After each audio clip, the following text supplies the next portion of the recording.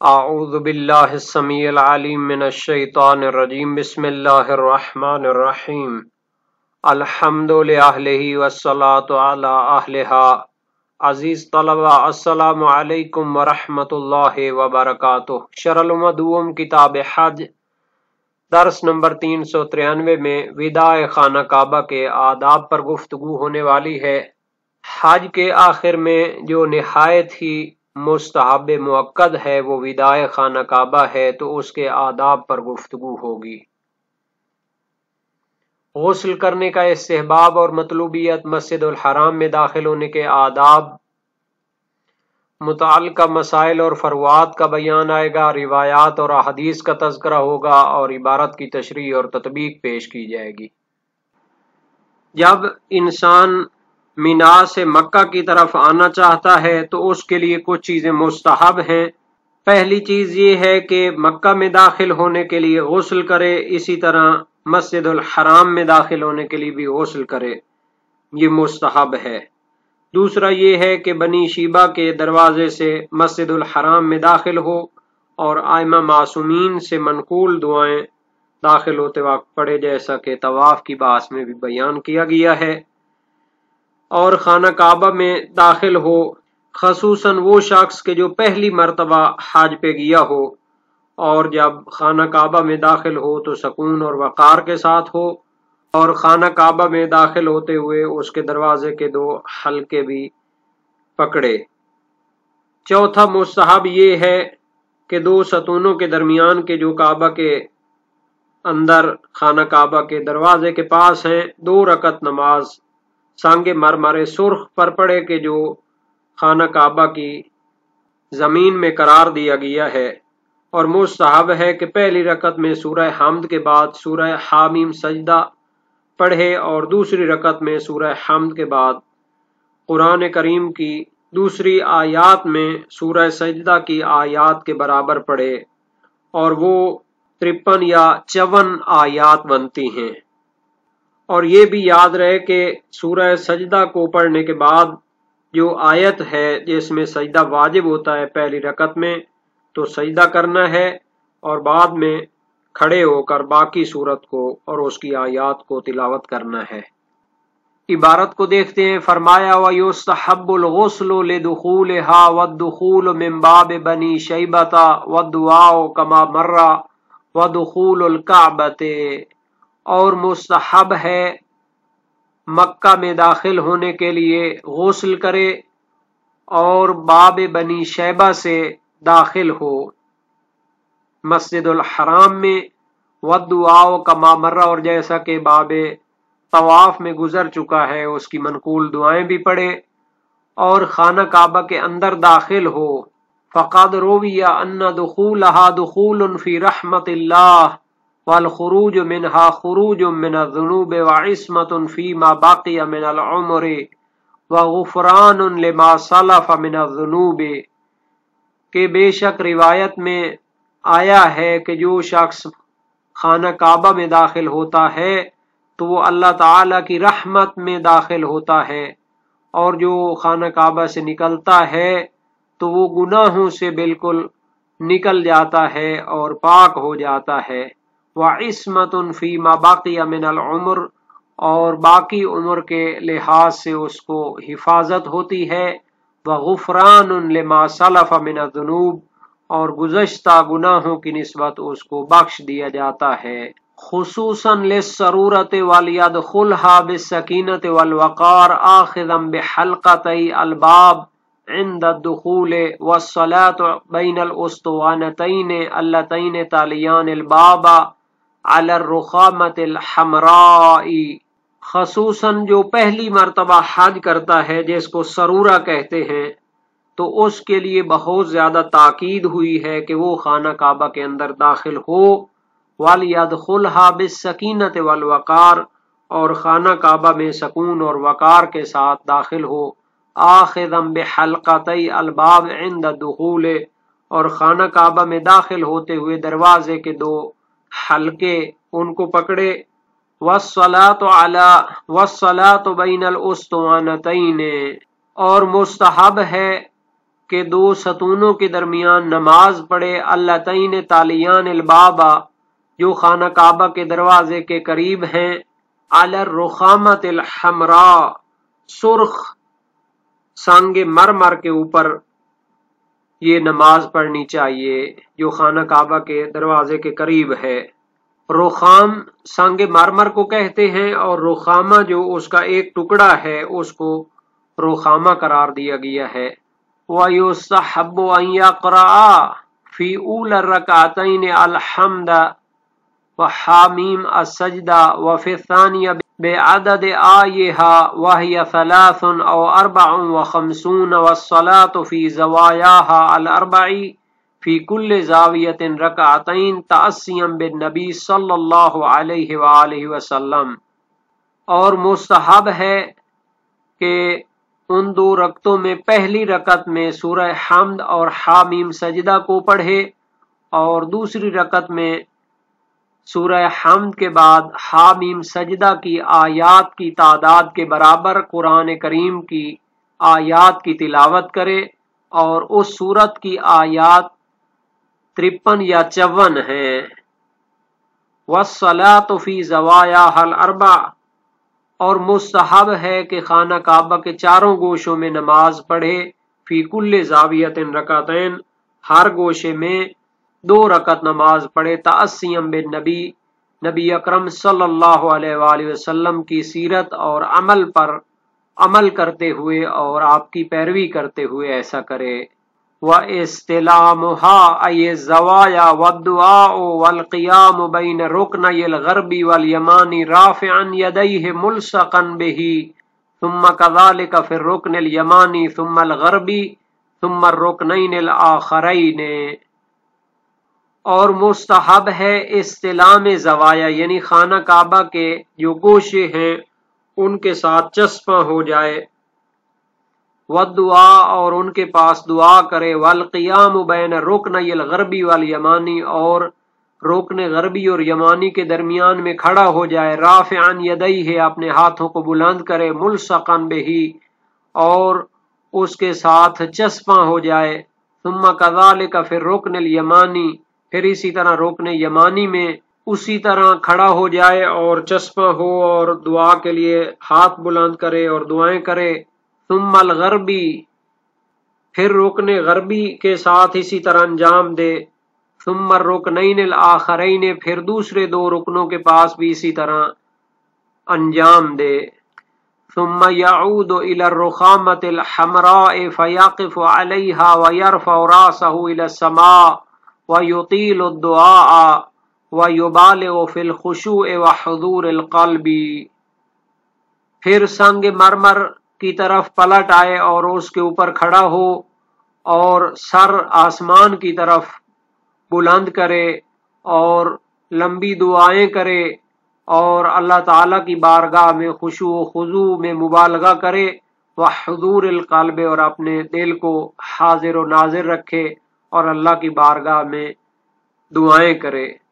تو یہ ہے وہ آداب اور مستحبات جو خانہ کعبہ سے الوداع کرتے ہوئے انجام دینے ہیں، اور ان کو اہل بیت کی روایات میں بیان کیا گیا ہے۔ بعض کی طرف ہم اشارہ کریں گے۔ جہاں تک غسل کا تعلق ہے تو پہلے مستحب اغسال میں تفصیل کے ساتھ بیان ہو چکا ہے، اور کتاب الحج میں بھی اس کے استحباب کی بحث گزر چکی ہے۔ خانہ کعبہ میں داخل ہونا اس کی بہت تاکید ہے، خصوصاً جو پہلی مرتبہ حج پہ گیا ہو۔ روایات اس پر دلالت کرتی ہیں۔ صحیح ہے، سعید اعرج جلیل القدر سے کا راوی ہے، امام صادق علیہ السلام سے روایت کی، لابد للسرورۃ ان يدخل البیت قبل ان یرجع فاذا دخلته فادخله بسکینۃ ووقار ثم ات كل زاویہ من زوایاہ ثم قل اللهم انك قلت ومن دخله كان آمنا فآمنی من عذابك يوم القیامہ وصل بین العمودین یلیان الباب على الرخامة الحمراء وإن كثر الناس فاستقبل كل زاوية في مقامك حيث صليت وادع الله وصله۔ وسائل و شیعہ باب 36 ابواب مقدمات طواف حدیث ششم۔ امام صادق علیہ السلام نے فرمایا ضروری ہے جو پہلی مرتبہ حج پہ جائے تو خانہ کعبہ میں داخل ہو واپس پلٹنے سے پہلے، جب داخل ہو تو سکون و وقار کے ساتھ داخل ہو اور خانہ کعبہ کے ہر گوشے میں جائے اور کہو خدایا تو نے کہا ہے کہ جو اس میں داخل ہوگی امان پائے گا، مجھے اپنے عذاب سے قیامت کے دن امان عطا فرما۔ ستونوں کے درمیان نماز پڑھ کہ جو دروازے کے قریب ہیں اور سرخ مرمر کے اوپر یہ نماز پڑھ، اگر لوگ زیادہ ہوں تو ہر زاویہ کی طرف اسی جگہ سے رخ کر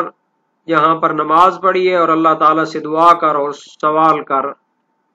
اور صحیح معاویہ بن عمار میں ہے رأیت العبد الصالح علیہ السلام داخل الكعبہ فصلى فی رکعتین علی الرخامۃ الحمراء ثم قام فاستقبل الحائط بین الرکن الیمانی والغربی فرفع یدہ علیہ ولاصق به ودعا ثم تحول الى الرکن الیمانی فلاصق به ودعا ثم اتى الى الرکن الغربی ثم خرج۔ تو یہ اسی باب میں روایت موجود ہے، جلیل القدر سکر راوی کی روایت ہے، عبد صالح امام معصوم کو دیکھا کہ کعبہ میں داخل ہوئے اور 2 رکعت نماز سرخ سنگ مرمر پہ پڑھی اور پھر رکن یمانی و غربی کے درمیان دیوار کی طرف رخ کیا، ہاتھ بلند کیے، اس کے ساتھ چسپاں ہوئے دعائیں کی، پھر رکن یمانی کی طرف مڑے، اس کے ساتھ چسپاں ہوئے دعائیں کی، پھر رکن غربی کی طرف آئے اور پھر واپس آ گئے۔ اور جو فضیلت جناب شہید ثانی نے یہاں پر ماتن میں ذکر کی ہے تو یہ ابن القداح کی روایت ہے امام صادق علیہ السلام سے، آپ نے اپنے والد گرامی سے روایت کی، سألتہ عن دخول الكعبہ فقال الدخول فیها دخول فی رحمت اللہ والخروج منها خروج من الذنوب معصوم فی ما بقی من عمره مغفور له ما سلف من ذنوبه۔ وسائل وشیع باب 34 ابواب مقدمات طواف حدیث اول ہے اور باب 16 ابواب العود الی مینا حدیث اول میں بھی اسے ذکر کیا ہے۔ اور خانہ کعبہ کے دروازے کے قریب 2 ستونوں کے درمیان میں نماز پڑھنا سانگ مرمر پر، تو اس کے لیے بھی روایات موجود ہیں، یونس کی روایت ہے اور صحیح اعرج ہے اور صحیح معاویہ بن عمار ہے، اور صحیح معاویہ بن عمار دوسری اس کی روایت امام صادق علیہ السلام سے اذا اردت دخول الکعبہ فاغتسل قبل ان تدخلها ولا تدخلها بحذاء وتقول اذا دخلت اللهم انك قلت ومن دخله كان آمنا فآمني من عذاب النار ثم تصلي ركعتين بين الاسطوانتين على الرخامة الحمراء تقرأ في الركعة الأولى حاميم سجدة وفي الثانية عدد آياتها من القرآن وتصلي في زواياه وتقول اللهم من تهيأ أو تعبأ أو أعد أو استعد لوفادته إلى مخلوق رجاء رفضه وجائزته ونوافله وفواضله فإليك يا سيدي تحيتي وتعبئتي وإعدادي واستعدادي رجاء رفضك ونوافلك وجائزتك فلا تخيب اليوم رجائي يا من لا يخيب عليه سائل ولا ينقصه نائل فإني لم آتك اليوم بعمل صالح قدمته ولا شفاعة مخلوق رجوته ولكني أتيتك مقرا بالظلم والذنوب والإساءة على نفسي فإنه لا حجة لي ولا عذر فأسألك يا من هو كذلك أن تصلي على محمد وآله وتعطيني مسألتي وتقيلني عثرتي وتقلبني برغبتي ولا تردني مجبوحا ممنوعا ولا خائبا يا عظيم يا عظيم يا عظيم ارجوك للعظيم اسألك يا عظيم ان تغفر لي الذنب العظيم لا اله الا انت قال ولا تدخلها بحذاء ولا تبزق فيها ولا تمتخط فيها ولم يدخلها رسول الله صلی اللہ علیہ وآلہ وسلم الا یوم فتح مکہ۔ وسائل وشیع باب 36 ابواب مقدمات طواف حدیث اول ہے۔ تو اس میں یہ مستحبات تفصیل کے ساتھ بیان ہوئے ہیں، جب کعبہ داخل ہونا چاہتے ہو تو اس سے پہلے غسل کرو اور جوتے کے ساتھ اس میں داخل نہ ہو، اور جب داخل ہو تو کہو خدایا تو نے کہا جو اس میں داخل ہو جائے گا امان پائے گا تو مجھے عذاب جہنم سے امان دے۔ پھر سرخ مرمر پہ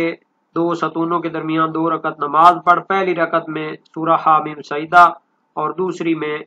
قرآن کی آیات اس کی تعداد کے مطابق پڑھ، اور پھر اس کے گوشوں میں نماز پڑھ اور یہ دعا مانگ کہ خدایا جو بندہ کسی کے لیے آمادہ ہوتا ہے، کسی کے پاس جاتا ہے تو اس سے امیدیں رکھتا ہے، تو میری امید تو ہے، تو مجھے خالی نہ لوٹا، مجھے نا امید نہ لوٹا۔ میں تیرے پاس عمل صالح اور شفاعت لے کر نہیں آیا، بلکہ اپنے گناہوں کا اعتراف کرتے ہوئے آیا ہوں، میری دلیل بھی نہیں۔ تو میں تو اس سے سوال کرتا ہوں محمد و آل محمد پر درود بھیج اور مجھے عطا فرما اور میرے گناہوں کو بخش دے اور مجھے خالی نہیں لوٹانا۔ اے عظیم اے عظیم اے عظیم، میں تجھ سے عظیم نعمتوں کی امید رکھتا ہوں، اے عظیم میں تجھ سے گناہ کی مغفرت طلب کرتا ہوں، تیرے سوا کوئی معبود نہیں۔ اور امام نے فرمایا جوتے کے ساتھ کعبے میں داخل نہ ہو، اس میں تھوکنا نہیں اور اس میں نہ ہی ناک صاف کرنا ہے، اور نبی اکرم صلی اللہ علیہ وسلم صرف اس میں فتح مکہ کے دن داخل ہوئے تھے، یعنی اس کا اتنا احترام ہے۔ اور سورہ حامیم سجدہ کی تعداد آیات میں اختلاف ہے، 53 یا 54۔ اگر حامیم کو مستقل آیت شمار کریں تو 54 ہیں، ورنہ 53 بنتی ہیں۔ اور خانہ کعبہ کے ہر گوشے میں نماز پڑھنی ہے 2 رکعت۔ صحیح معاویہ بن عمار بھی اس پر دلالت کرتی ہے، حسین بن علا کی روایت امام صادق علیہ السلام سے بھی اس پر دلالت کرتی ہے، اور بھی روایات ہیں۔ وسائل الشیعہ باب 36 ابواب مقدمات طواف میں یہ روایات موجود ہیں۔ اور اللہ تعالیٰ سے بہت زیادہ دعائیں کرنی ہیں، جیسا کہ صحیح سعید اعرج ہے امام صادق علیہ السلام سے، تو اس میں یہی فرمایا ہے کہ ہر زاویے کے پاس کھڑے ہو اور دعا کرو، اللہم انک قلت ومن دخلہ کان آمنا فآمنی من عذابک یوم القیامہ۔ اور یہ آداب اہل بیت کے فرامین اور سیرت سے منقول ہیں۔ وسائل الشیعہ باب 36 ابواب مقدمات طواف میں رجوع کیا جائے۔ اس میں جو بات ہے وہ یہ ہے کہ آخری 2 رکنوں کا ذکر نہیں ہوا روایات میں، جیسا کہ شہید ثانی نے ذکر کیا ہے، تو یہ شہید اول کی دروس شرعیہ سے